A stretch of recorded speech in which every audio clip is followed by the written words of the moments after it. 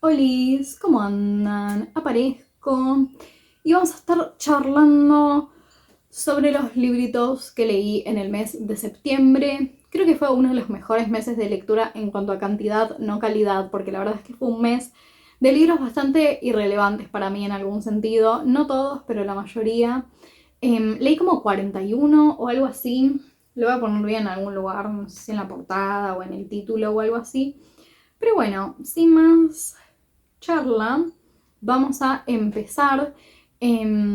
Voy a hacer la pequeña pausa de promoción porque si no después me retan que nunca me hago autopromoción, pero bueno, recuerden que tengo un link de afiliada a Busca Libre. Si compran en Busca Libre, utilícenlo, está abajo en la cajita de descripción. Y también tengo un Patreon, que es básicamente un lugar para aprender abiertamente brujería, astrología y todo tipo de cosas místicas y espirituales, así que también lo pueden chequear ahí abajito y ser parte de la comunidad del culto místico versión Patreon. Arre. Así que bueno, vamos a comenzar. El primer libro que leí en el mes de septiembre fue El mandarín de este nombre impronunciable, Eka de Queiroz. No significó nada en mi vida, digamos. Está bien escrito, sí, pero no me voló la cabeza. Después este libro, que obviamente lo venía esperando hace rato, estamos hablando del librito de nuestro querido Brandon Sanderson, que es Isles of Emberdark. Bueno, este libro obviamente está vinculado con una de las historias que nos vamos a encontrar en el Arcanum.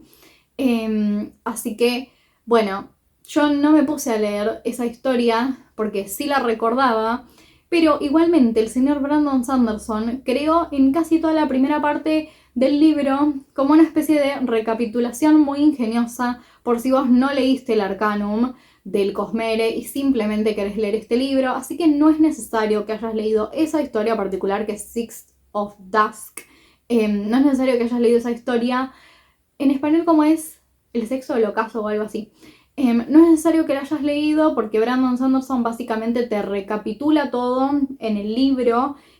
Finalmente nos encontramos con algunos elementos que muchos veníamos esperando en el universo de Brandy Sandy. Bueno, en la portada misma lo verán o podrán hacer suposiciones. Hay una lagartija caminando. Hay una lagartija caminando por la pared del patio. Si ven que mis ojitos hacen whoop, bueno, cuestión.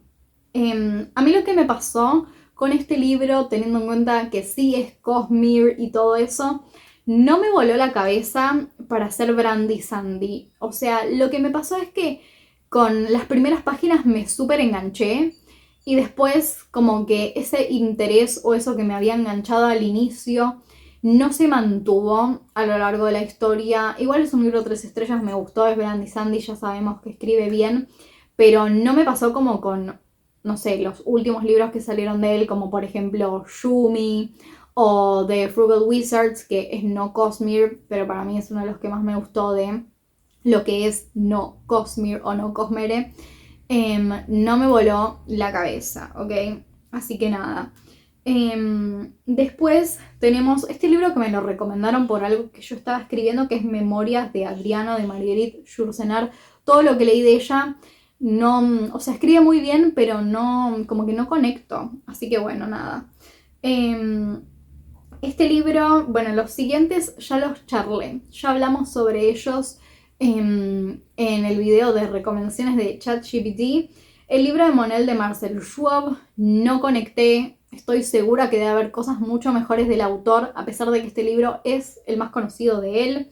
The Great God Pan de Machen tiene una onda obviamente similar a Lovecraft y demás, que no conecto tanto con esa beta literaria. De Leonora Carrington, The Oval Lady, tampoco conecté demasiado. Y leí, mejor dicho, releí el cuento o relato o historia, como le quieran decir, de Barda Azul. Obviamente, para los que no sepan, está basado en una persona real este cuento. ¿Por qué lo releí? yo por algún motivo, o sea, en mi infancia mi mamá me leía muchos libros y muchos cuentos, pero por algún motivo uno de los que más me quedó grabado es este. Yo creo que porque a una niña obviamente le puede, como, no sé, impresionar mucho el relato de Barba Azul. Siempre me llamó la atención esto de las mujeres encerradas y la llave que supuestamente no tenía que ir y abrir con esa llave. Bueno, siempre me llamó mucho la atención como esa, no sé, esa cuestión visual que también se genera con la historia. De Arrabal leí La Piedra de la Locura, me gustó mucho y realmente lo disfruté, creo que es una de las lecturas que más disfruté durante este mes. De Remedios Varo leí Cartas, Sueños y otros textos de Remedios Varo. Me parece que este libro es como intenta demasiado rescatar pequeñas cosas de ella, pero mitad del libro es introducción de no sé quién. Y a mí lo que me pasa, muchas veces también, esto incluso me pasa cuando leo clásicos, siento que a veces una introducción para tener un contexto histórico del momento en el cual el autor vivía, o algunos tipos de contexto que sí son importantes o relevantes para entender quizá la historia, o el contexto en el cual se crea esa historia, está bien. Pero a mí no me interesa, por ejemplo, que alguien venga con una introducción a contarme quién era tal o qué es lo que quería decir con el libro. Para eso voy y lo leo yo. No quiero que vos me vengas a decir anteriormente qué es lo que el chabón me está queriendo decir. Bueno, eso me pasa muchas veces con las introducciones de algunos clásicos, de algunas ediciones de clásicos.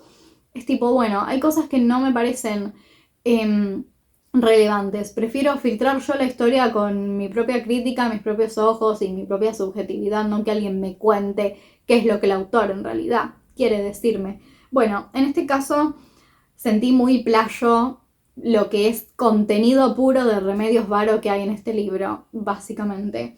¿Y por qué me interesa Remedios Varo? A mí siempre me gustó ella como la imaginary que crea con sus cuadros, pero hay un cuadro en particular de ella, que es el de Papilla Estelar, que lo voy a dejar por ahí, que me siento demasiado conectada a un nivel tipo esotérico, en algún sentido. Yo siento que ese cuadro representa perfectamente lo que es la esencia luna en Cáncer, y en específico mi esencia luna en Cáncer trígono con Urano. Siento que perfectamente representa eso, entonces tengo como, o sea, es como que ese cuadro me hace un efecto de hipnosis. A mí me pasa eso con algunas cosas tipo visuales, porque tengo Mercurio en Piscis y Neptuno en casa 1, y con ese cuadro me pasa que puedo estar como hipnotizada mirándolo durante mucho tiempo. Es como una conexión especial con ese cuadro.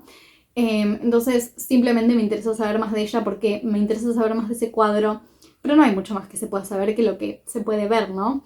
Pero tengo como una obsesión con ese cuadro particular de ella, porque siento que representa una esencia interna mía como muy íntima en algún punto. No estoy delirando, ¿ok? Arre. Bueno, leí algo que lo tenía pendiente hace 10 millones de siglos y era un casi objetivo o meta de este año poder acercarme a este libro y leerlo. Y estoy hablando de Los diarios de Sofía Andreyevna Tolstaya, o Tolstoy, básicamente la mujer de Tolstoy. ¿Por qué? Porque a mí no me gusta mucho Tolstoy, siempre me aburrió. Entonces quiero ver qué tiene para decir la mujer. Cuando lo empecé a leer dije, qué histérica que parece esta señora. Y claro, entonces cuando yo me voy a buscar cuándo se casó, era una piba, o sea, era una pendeja la mina. Entonces claro que parecía una pendeja escribiendo porque lo era. Entonces, nada, es raro el diario porque, o sea, para el que lo lee, se siente como que ella está todo el tiempo pasando por episodios bipolares. Literalmente está todo el tiempo demandando la atención de Tolstoy y se angustia constantemente cuando no obtiene la atención que le gustaría de su marido, y ella se siente constantemente rechazada por su marido, pero al mismo tiempo se vive quejando de él en el diario y de las cosas que no le gustan de él, y que él la usa medio como de transcribiente en algún sentido. Entonces es como completamente bipolar porque quizá vos tenés una entrada que dice no puedo vivir sin mi marido, él es la luz de mi universo y de mi vida, y la otra entrada es no me lo banco más a este tipo, por favor, tipo que alguien lo mate. Básicamente, lo que yo pensé, o sea, yo pensé que iba a conectar un montón con ella y no fue así, pero lo que me hizo tipo decir, ok, Sofía Andreyevna, tipo, no somos besties, es que hay tipo todo un párrafo en el cual se dedica a bardear un libro que a mí me gusta mucho, de Pierre Louis, que es Afrodita, y básicamente dice que es una basofia y que es una bosta, porque es un libro como que te inculca pasiones que no son de Dios. Porque es un libro que en su momento fue catalogado como literatura erótica. Y a mí me encanta ese libro, es maravilloso, de lo que leí de Pierre Louis es lo mejor. Y es uno de mis libros como quizás más destacados de los últimos años que he leído. Y ya cuando partió ese libro fue como un ataque personal. Es verdad que el libro se empezó a sentir pesado porque, nada, nos cuenta de la vida general de ella, el tema de los hijos. Es verdad, ¿no? Qué difícil ser en ese momento quizá una mujer que podría haber hecho muchas otras cosas y que está relegada nada más a ser una incubadora en su casa con un marido que ella siente que verdaderamente no la quiere. Cuando lees los diarios te das cuenta que no era match, evidentemente no era match, y lo más probable es que Tolstoy tampoco la quisiera a ella, pero también ella era un ser medio despreciable en algún punto y se nota en los diarios, o sea, ella es tan honesta en los diarios que se nota. Que no puede conectar con el marido, con las cosas que hace el marido, que no le importa mucho a nadie más que ella en algún punto, pero también al mismo tiempo estamos leyendo el diario de una piba, o sea, de una piba más chica que yo, de una piba que tuvo que ser madre, que se le murió un hijo y bla, bla, o sea, una piba que estuvo sometida a esas cosas de muy joven y bueno, así también te queda la psiquis, a pesar de ser muy letrada en esa época. O sea, hoy en día no vamos a encontrar a nadie de esa edad, creo yo, que esté tan letrada y pueda escribir como en esos diarios o que pueda, por ejemplo, embarcarse en la tarea de transcribir cosas del marido, ¿no? Como lo era Tolstoy en ese momento. Pero bueno, es un libro que también trae como mucho esto de la reflexión, porque te das cuenta que es literalmente casi una niña, o sea, es una adolescente.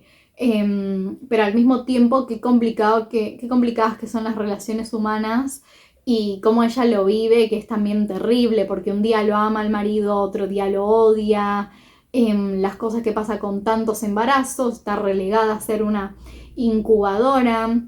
A nivel interno no es un diario con el cual yo diga tipo realmente llegué a conectar con él, no, pero sí es interesante haberlo leído y sí es uno de los libros que más ganas tenía de terminar durante este año, así que podemos decir que meta cumplida.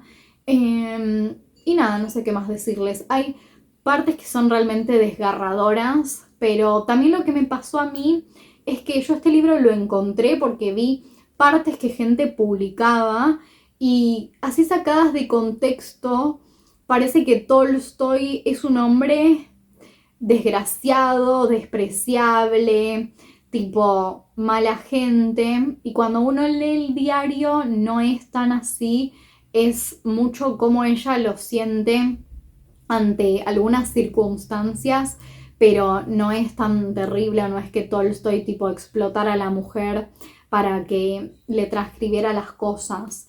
Pero nada, yo lo quería leer más que nada porque ella lo bardea a Tolstoy y como a mí no me cae bien Tolstoy porque no me gustan mucho sus libros, porque me parece que escribe sin pasión, esto ya lo he dicho en el canal, es una opinión muy personal, pero bueno, nada, eso. Básicamente a Tolstoy no le interesaba mucho su mujer ni la vida matrimonial, arre, y esa realidad la vemos en los diarios de ella. Seguimos con otro de los releases más esperados de este año, al menos para mí y creo que también para mucha gente, que es el nuevo libro de R.F. Kuang, que es Catábasis. Lo pronuncio así porque la escuché a ella pronunciarlo así, pero después lo pronuncia distinto. Y dice que lo pronuncia distinto según el lugar, así que bueno, Catábasis, lo que sea.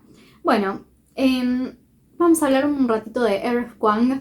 Yo la adoro, The Poppy War me gusta muchísimo, es una trilogía maravillosa, creo que el primer libro es perfecto, Babel es uno de mis libros favoritos. Y después cuando sacó Yellowface, yo creo que fue un flop total, es un libro que creo que no la representa, creo que intentó mofarse un poco de lo que es la industria editorial justamente a través de un libro, a través de una trama que muestra eso, y la verdad es que es un libro desastroso, disparejo, y me dio mucha pena que ese libro me pareciera eso, pero bueno, es su peor libro, Yellowface. Y bueno, acá nos encontramos con R.F. Kuang, nuevamente entrando al terreno de la fantasía. ¿De qué trata Catábasis? Bueno, primero hay que decir que es fantasía con una especie de enemies to lovers, con una especie de dark academia. Es decir, es algo muy popular, ¿ok? Es algo muy marketingable, es algo muy para las editoriales de ahora. Siento que R.F. Kuang siempre escribió cosas que necesariamente no van a ser marketingables. ¿Por qué? La saga de la trilogía de Poppy War no tiene casi romance, es súper cruda, es una fantasía que es muy rara de describir porque está en un mundo tremendamente horroroso, seteado en también una ambientación que no vende tanto, con un sistema mágico que tampoco es tan común. Es decir, la fantasía cuando no está entrelazada con cierto tipo de romance, hoy en general no vende, pero igual fue un éxito de Poppy War y hay que tener en cuenta que ella lo escribió de muy jovencita porque R.F. Kuang es una mina re joven. No estamos hablando de alguien que tiene 45 años, es re joven. Babel es un libro también muy para las personas nerds, las personas a las que les encanta leer sobre idiomas, sobre libros, sobre imperialismo. Entonces tampoco es necesariamente un libro súper marketingable. Después tenemos Yellowface, que es un poco más marketingable. Y ahora nos encontramos este, que es como lo más marketingable del universo por, bueno, como les digo, fantasía, romance y dark academia, que es lo que más vende ahora en el mundo de la fantasía. Más allá de saber eso, antes de empezar a leer el libro, igual tenía grandes expectativas. Entonces vamos a empezar un poquito, ¿no? Como deshuesando el asunto. Es un libro que es muy fácil de leer, es decir, no le involucra al lector un acto de tanta concentración como quizá lo puede ser Babel cuando uno se acerca a leer ese libro. No es muy no es muy challenging para la mente de uno este libro. O sea, yo lo leí, no sé, en 3 horas y media, tiene como 400 y pico de páginas el libro. O sea, es muy rápido de leer. En ese sentido, yo creo que acá R.F. Kuang como que le bajó 1000 cambios a su estilo, cosa que no es algo que me moleste necesariamente teniendo en cuenta que esta trama va a pedir ser un poco más ligero o liviano. No es algo que me moleste, pero sí a mí me gusta la R.F. Kuang nerd y con lenguaje complicado y bla bla bla. Es decir, es el libro de ella más accesible después de Yellowface, es el libro más accesible de ella. Bajó 1000 cambios para ordenarse y acomodarse a la industria en algún sentido. Bueno, ¿de qué se trata el libro? Tenemos a esta pibita que es alumna de una especie de academia donde también hay magia y obviamente ella estudia como este tipo de magia que es bastante blanda, no es un mundo donde haya muchas explicaciones, o sea, no esperen una Sanderlancha, por ejemplo. No hay muchas explicaciones y no es tan, o sea, no es un mundo de magia dura ni nada así, sino que es muy laxo todo.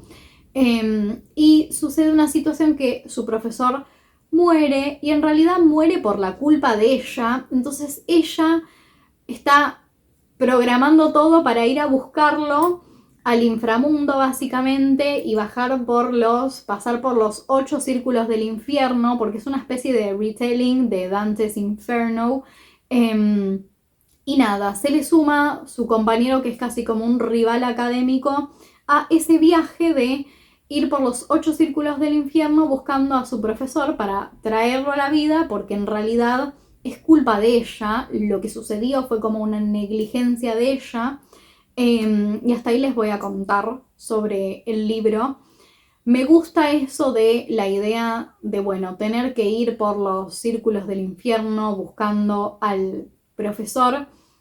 Yo en algún punto pensé que iba a ser que iba a haber más inspiración directa de la Divina Comedia, que yo lo leí ese libro, pero no es tan literal y no toma mucho realmente de ninguna de las tres partes de la Divina Comedia. Simplemente lo de bajar al infierno y ya, pero tampoco es, no, o sea, no es mucho, es apenitas. Así que no sé si eso de promocionarlo como la Divina Comedia tiene muy poco de eso realmente. Hay mucha gente quejándose de que este libro es un libro de fantasía que cuenta pero no muestra. Y acá yo creo que es como un problema grave de la gente que está acostumbrada a leer libros que requieren una dosis baja de tipo poner a funcionar tu cerebro para poder leer. R.F. Kuang es una autora nerd y ella, si leen todo lo de ella, siempre escribió para los nerds. Entonces, si vos no entendés las referencias que hace R.F. Kuang sobre otros libros, sobre cuestiones hasta históricas o culturales, es porque simplemente no tenés el nivel para leer o entender las referencias de R.F. Kuang, y eso nos pasa a todos con un montón de libros. No todos vamos a entender las referencias de algunos escritores o de algunos autores porque quizá no estamos en esa. Bueno, en ese sentido, R.F. Kuang es una autora nerd. Entonces, si vos te sentís que estás afuera por las millones de referencias que hace a otros libros clásicos o incluso mitología u otras cosas, es porque quizá no es justo tu autora o tu libro, porque ella siempre fue así. De hecho, en este libro baja 10.000 millones de cambios y, como les digo, es de los libros más accesibles de ella.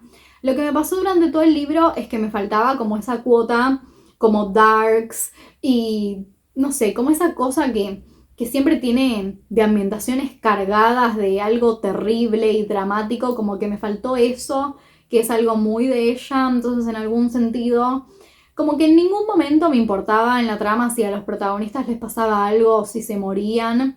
Creo que me pareció una fantasía tan liviana que me faltó conectar mucho con la historia. Si bien es un libro 3 estrellas para mí, está bien escrito y todo, siento que le faltó como potencia, le faltó peso a la trama. Entonces eso es lo que hace que diga, bueno, este libro no me voló la cabeza o quizá no superó mis expectativas, teniendo en cuenta que R.F. Kuang no es cualquier escritora que está ahora publicando cositas YA de fantasía, de Academic Rivals y etcétera.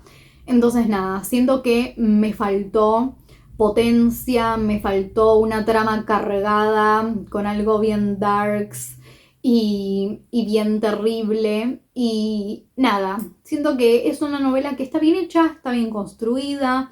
Todos los estadios por los que pasan los personajes están bien desarrollados, están buenos. Todo lo que tienen que hacer para encontrar a este profesor.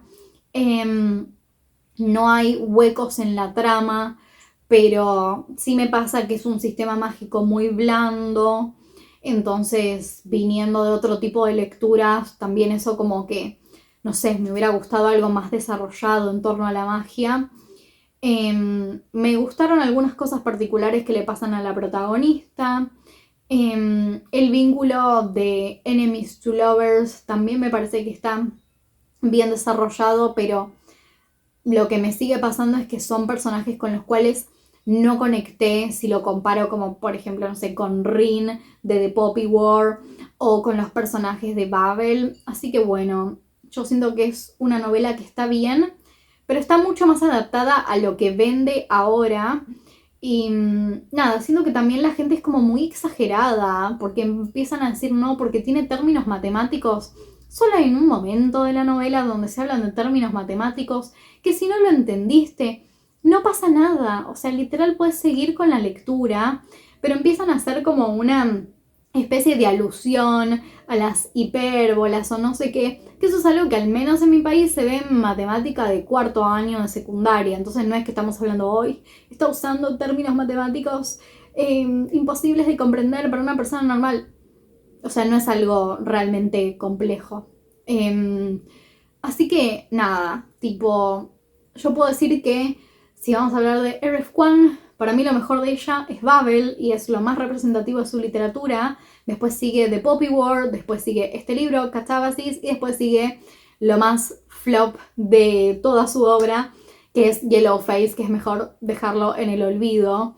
Así que nada, bueno, esa es un poquito mi opinión recortada sobre lo que pienso. No es que fue una decepción total, pero sí que esperaba algo que me atravesara. Más teniendo en cuenta que estamos en el terreno de la fantasía, que es, bueno, justamente un género que a mí me gusta mucho y que R.F. Kuang, que sí escribe bien, podría haberlo desarrollado de una manera favorable para mí, como lectora, pero bueno.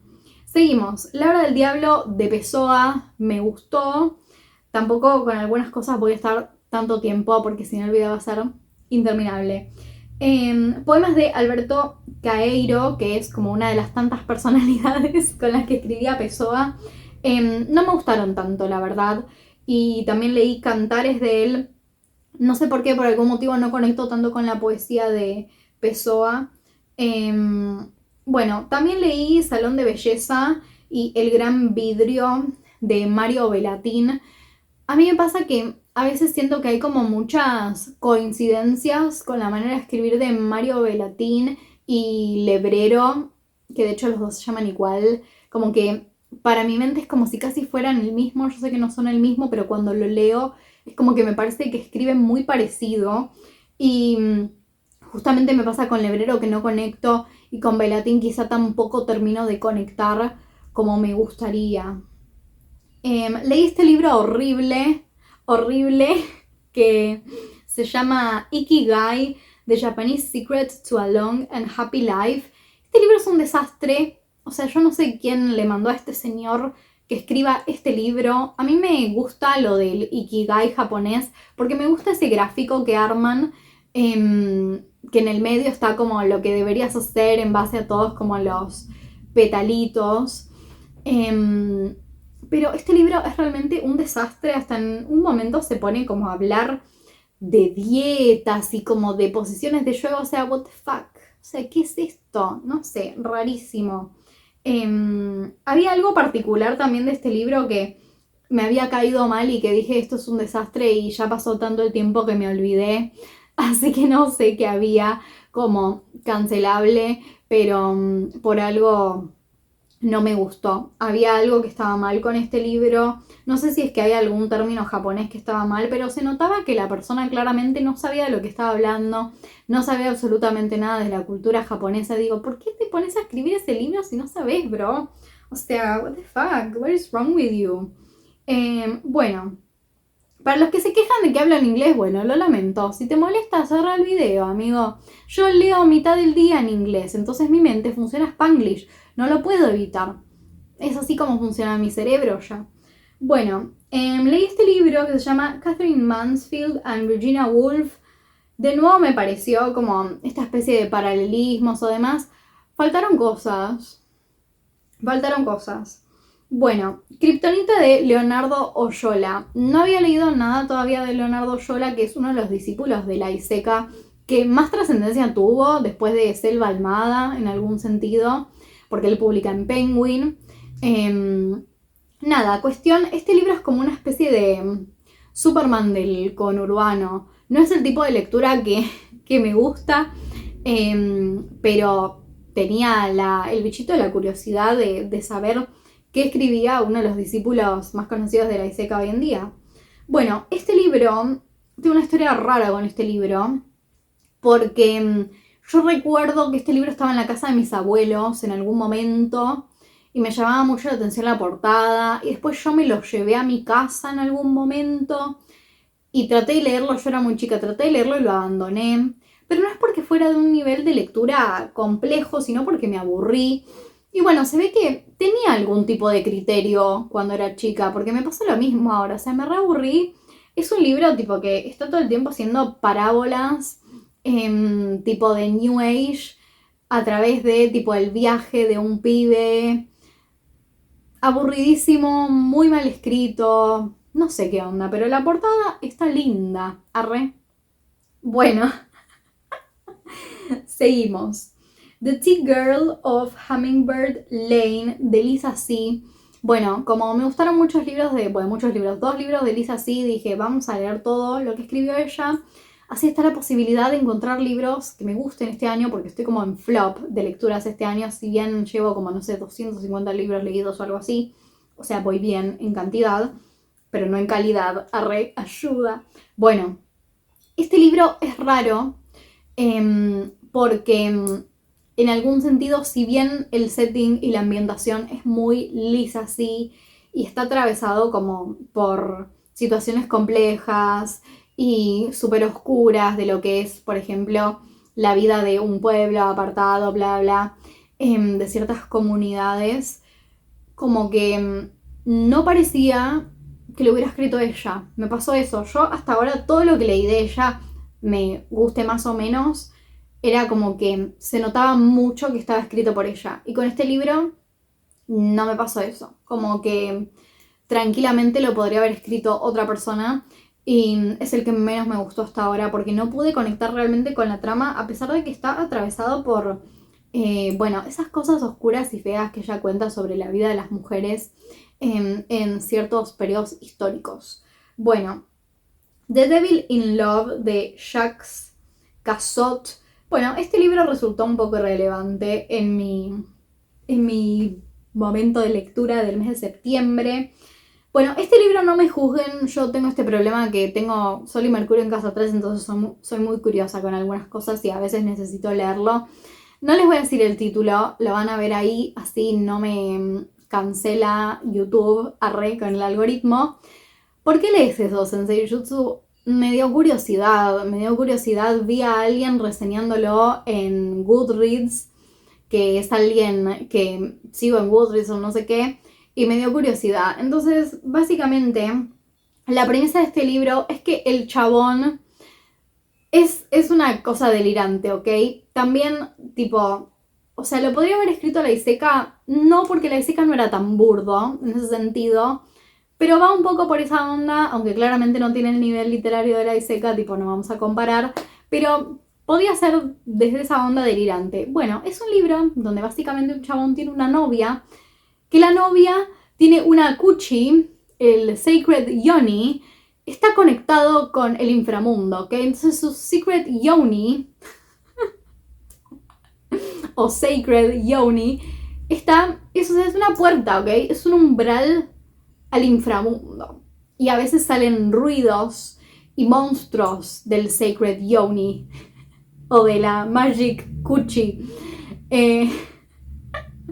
O sea, me parece interesante, más allá de que hay en algunos lugares donde tipo ya está la Kuchi dentada y demás cosas, que es algo que ya se sabe, me parece interesante el hecho de que eso funcione como un portal para el inframundo. O sea, me parece interesante escribir o leer sobre eso, porque es una trama que me llama la atención. Bueno, básicamente eso. Es un libro, o sea, fue mejor de lo que esperaba, porque claramente, o sea, fue solo por curiosidad, y pensé que iba a ser muy malo y que iba a ser muy misógino y muy machista, porque el perfil del autor es tipo Stephen King, pero elevado a la potencia, y otras cosas que tiene escrito es como muy pornográfico, muy horrible, todo lo que a mí no me gusta, pero no fue tan terrible el libro, o sea, le puse 3 estrellas creo. Pero nada, básicamente tiene esta novia que su cuchi es como una puerta al inframundo, pero a ella se le ocurre la idea maravillosa de que él tiene que entrar ahí, ver qué es lo que está sucediendo, entrar literalmente, ¿ok? Tipo literalmente todo, él persona adentro de su Sacred Yoni, y ver qué está pasando ahí adentro. Y bueno, no les voy a contar más, es muy random, pero podría haber sido peor, o sea, la verdad es que estuvo mucho mejor de lo que imaginé, pero es un libro totalmente delirante, así que nada, si alguien lo lee, tengan eso en cuenta, es un libro escrito desde el delirio absoluto. Bueno, vamos a seguir. My Evil Mother de Margaret Atwood es muy cortito, nos está hablando básicamente sobre la historia de una madre que es una especie de bruja, pero bueno, faltó mucho para hacer algo que yo diga wow, maravilloso.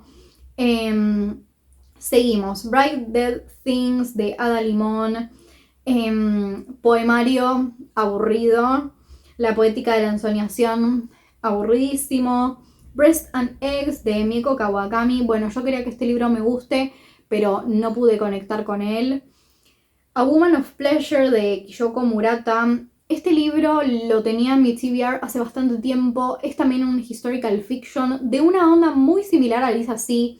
Entonces pensé que quizá me podía llegar a gustar. La trama es básicamente sobre las mujeres que son sometidas a un proceso de enseñanza para después trabajar en lo que se conoce como el Distrito Rojo en Japón. Supongo que si saben un poquito de cultura japonesa saben a lo que me refiero, no vamos a indagar más. Obviamente es un relato crudo, pero tampoco llegó a enloquecerme en el sentido de la escritura, no llegó a ser una escritura tan potente como lo que sí encontré en otros libros de Lisa C. De Hilda Hilst leí Cartas de un seductor, no me gustó para nada. Este libro lo tenía pendiente hace un montón y como ahora en mi vida tengo como una ausencia astrológica porque no tengo absolutamente nadie para hablar de astrología, entonces me siento muy sola en mi mundo de astrología y no tengo a nadie para hablar o compartir, entonces es muy triste porque cuando vos sabes astrología es muy sencillo hablar con otra persona que sabe astrología porque te puede recepcionar las cosas de una manera más fácil y a veces se puede resumir todo a, no, es que tipo tengo Neptuno progresado conjunción al ascendente y ya estamos diciendo un montón ahí, o no, es porque tengo el tránsito de Neptuno conjunción mi Sol que me levanta toda mi cruz cósmica porque me hace cuadratura a la Luna y me hace cuadratura a Quirón y oposición al medio cielo y ahí ya estamos diciendo un montón. Entonces, al tener esa falta de comprensión y poder hablar en mi lenguaje, porque la astrología no deja de ser otro tipo de lenguaje. Estamos diciendo un montón de cosas con básicamente coordenadas.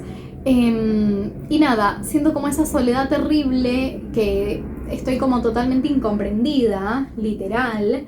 Y dije, bueno, voy a leer un libro de astrología, tipo para al menos, no sé, tipo sentirme conectada con algo. Y esto se llama The Astrological Moon, Aspects, Signs, Cycles and the Mythology of the Goddess in Your Chart. Está bien, me gusta mucho también de este libro, que generalmente los libros de la luna en astrología no lo van a ver. Toma los nodos y me parece súper importante porque los nodos no dejan de ser algo que sucede por la luna, los nodos lunares. Tampoco es una revelación, son cosas que ya se han dicho y que ya muchos autores han tratado, pero bueno, un librito de astrología al menos para no sentirme tan sola con mi astrología y sin poder compartirlo con nadie, más allá de que es mi trabajo, pero no es lo mismo tipo hablar de igual a igual, una persona que entiende tu lenguaje, que enseñarlo o tipo hacer algo a través de la astrología como trabajo. Así que bueno. Leí The Penguin Book of Mermaids, es básicamente un libro de Penguin que la idea es básicamente recopilar un montón de historias sobre las sirenas y las ondinas en todas las culturas, en todas las mitologías. Está súper bien el trabajo, me gustó mucho. Hay un relato japonés sobre una sirena que me gustó mucho y que no lo conocía y básicamente en su momento tenía ganas de leer este libro. Ahora me lo puse a leer porque estuve escribiendo sobre este tema yo. Y bueno, terminé leyéndolo después, o sea, de terminar de escribir sobre ese tema, pero mejor así no me influyó nada. Y sobre lo que escribí yo es como que no encuentro ninguna relación particular en ningún mito o en nada que exista en relación a las sirenas o a las ondinas, así que mejor en algún punto, pero me gustó este libro y lo disfruté porque es súper nerd, es literalmente súper nerd. Bueno, escuché un audiolibro, estoy desde mayo escuchando este audiolibro que es re corto, así que eso significa lo aburrida que estaba como para no seguirlo. Es El Chancellor de Julio Verne. Bueno, Julio Verne es un autor que no es parejo, tiene 800.000 millones de libros, así que es imposible ser parejo cuando escribiste tantas cosas.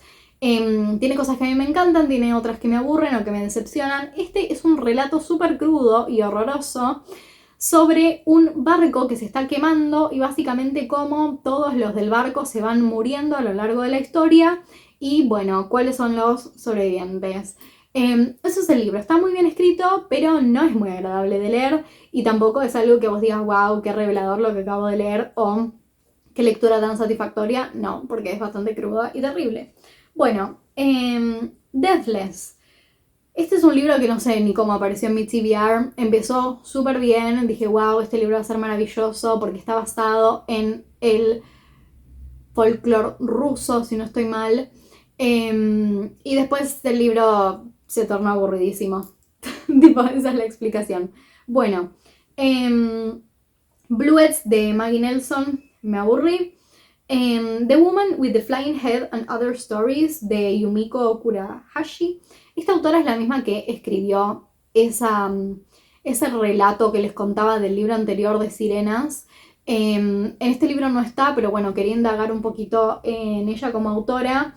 No me mataron los relatos de este libro, pero sí tienen que chequear el de la sirena, que ahora no me acuerdo cómo se llama, pero bueno, está por ahí. Si buscan Yumiko Kurahashi sirena o algo así, les va a aparecer. Bueno, seguimos. No es un río de selva almada. Dios, amiga, ¿cuánto leíste durante este mes? Cálmate un poco, baja un cambio. Bueno, no es un río de selva almada. Yo de selva almada había leído solo una cosa, que es El viento que arrasa, así que tenía ganas de leer algo más. De nuevo, discípula más exitosa de Lai. Me da pena porque no conecto con ella como autora. Sé que un montón de gente la ama y la adora, pero quizá las temáticas de sus libros como que no me traspasan tanto. Así que bueno, no conecto tanto. Bueno, audiolibro también. Brave New World, o como se conoce en castellano, Un Mundo Feliz de Huxley. Generalmente está esta como cosa de tipo o 1984 de Orwell o Un Mundo Feliz de Huxley. Yo creo que si tenemos que hablar sobre cómo está el mundo a estas alturas de la vida, sin dudas estamos viviendo en el mundo feliz de Huxley y no en 1984 de Orwell. Es todo tal cual, básicamente un mundo en el cual la gente está como aceptando y naturalizando su propia esclavitud a través de la normalización de la estupidez y a través de la normalización de ciertos estímulos externos que nos van a sedar, por ejemplo, o que nos llevan a no atravesar emociones intensas. Por ejemplo, en este mundo distópico que nos plantea Huxley, está muy mal visto tener emociones extremas, entonces la gente vive dopada de algo que se llama soma, que acá podríamos decirle benzodiazepina. La gente vive básicamente dopada con el soma, entonces no experimentan ninguna emoción al límite y es visto como algo negativo. Hoy en día en la sociedad la intensidad de cualquier tipo también es vista como algo negativo y hay un montón de paralelismos y cosas que siento que son tal cual. El hecho de que en esta sociedad distópica tampoco se utiliza más el arte como algo importante, como una herramienta importante, como algo para consumir. Hay actividades que están estipuladas por la especie de gobierno, las relaciones sociales son todas superficiales, lo normal es que estés con varias personas al mismo tiempo y que lo muestres a la sociedad, y si estás con una sola persona es mal visto, la monogamia está mal vista, también algo que ahora sucede en muchas partes del mundo, que los valores tradicionales también se van perdiendo en algún sentido. Bueno, hay un montón de cosas, ¿no? El hecho de que todos se diviertan realizando las mismas actividades que son las que están como aprobadas por el gobierno. Bueno, un montón de cosas que siento que hay más paralelismos con lo que es la actualidad, ¿no? En la actualidad más que... Sí, o sea, hay obviamente elementos de 1984, pero siento que la gente acepta su propia esclavitud sin darse cuenta y señala al que es diferente, ¿no? Y eso acá se ve, persigue y señala al que es diferente, al que no acepta las nuevas normas sociales que están basadas en la estupidez, en la falta de criterio, en la falta de emociones, en la superficialidad, en la falta de responsabilidad emocional, en la falta de la búsqueda personal por diversos intereses, etc. Así que bueno, siento que estamos viviendo mucho más en un mundo feliz de Huxley que en 1984. Así que bueno, pero es opinión personal. Este libro es súper raro y es tipo libro sobre libros en algún sentido, que se llama Loitering with Intent. No quiero contar mucho de la trama porque es de esos libros que quizás es mejor que uno ingrese sin saber realmente qué es lo que puede llegar a pasar. Me gustó hasta cierto punto, me gustó más conceptualmente, esto me pasa con algunos libros, me gustó más conceptualmente que después cómo está desarrollado. Pero está piola el libro, me gustó la trama, me pareció original. Y quedan 2 nada más. Bueno, este libro es A Night of Serious Drinking de René Daumal. Y bueno, es como dice el título, una noche tomando, básicamente alcoholizándose y hablando de cosas. No, no significó nada para mi vida. Arre. Último libro, A Midsummer's Night Dream de Shakespeare. A mí lo que me pasa es que me cuesta conectar mucho con Shakespeare, la verdad, porque el formato obra es algo con lo que me cuesta generalmente. Yo todo lo que leí de Shakespeare antes en mi vida fue traducido y ahora lo leí en inglés. Y wow, esta es la primera vez en mucho tiempo que sí digo, este libro fue un challenge mental, porque obviamente es inglés antiguo. Fue un challenge mental este libro. Y nada, lamentablemente no lo disfruté como me hubiese gustado, pero también es por el formato. El formato obra a mí es algo que me cuesta, tipo el formato play, tipo hablando en inglés, ¿no? Plays, me cuesta mucho como disfrutarlo o conectar con él. Así que bueno, lamentablemente no conecté tanto con este libro como me hubiese gustado. Así que bueno, después de 10.800 horas de video y de charlar de diversos libros, puedo decir que ya finalizamos. Así que nada, ya los libero de la tortura. Arre, ya los libero de la tortura, ya pueden cerrar el video. Bueno, gracias por ver. Los quiero un montón y nos encontramos en otro videito charlando de lecturas y nerdeadas. Cuéntenme qué estuvieron leyendo durante el mes de septiembre o bueno, en su defecto octubre, porque esto claro que lo voy a subir en octubre. Así que nada, cuéntenme qué onda y si tuvieron la suerte de leer mejores libros que yo o encontrar lecturas que resuenen más con ustedes. Arre. Así que bueno, chau chis.